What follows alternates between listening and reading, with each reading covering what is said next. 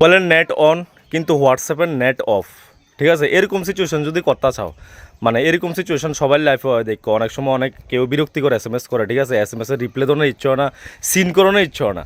এরকম সিচুয়েশনে কি তো জানো নেই, তো তোমরা যদি চাও হ্যার মেসেজ ডে না হোক তোমার হোয়াটসঅ্যাপের ভিতরে, ঠিক আছে?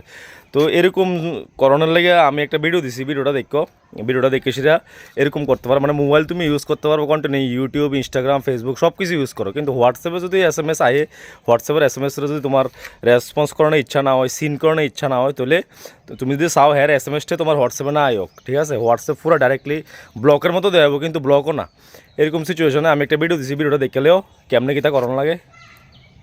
তো সবচেয়ে প্রথমে তোমরা হোয়াটসঅ্যাপে যাইবা, হোয়াটসঅ্যাপে যাওয়ার পর সেটিংয়ে যাইবা, সেটিংয়ে যাওয়ার পর তোমরা যাইবা storage and data, storage and ডাটার ভিতরে যাওয়ার পর প্রক্সির ভিতরে যাইবা, প্রক্সির ভিতরে গিয়ে সেটা তোমার মোবাইলে অফ থাকবো, তোমরা মোবাইলে থাকবো সেট আপ প্রক্সি, ঠিক আছে?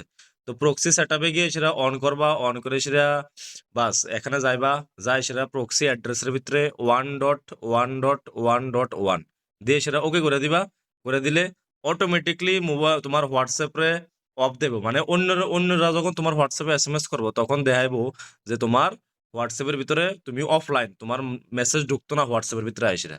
আর যখন তুমি রিপ্লাইটা করতে চাও তোমার ইচ্ছা, তখন এই প্রক্সিটা আবার কিতা করবা, অফ করে দিবা। তাহলে অটোমেটিকলি আবার হোয়াটসঅ্যাপ নর্মাল হিসেবে কাজ করবো, ঠিক আছে?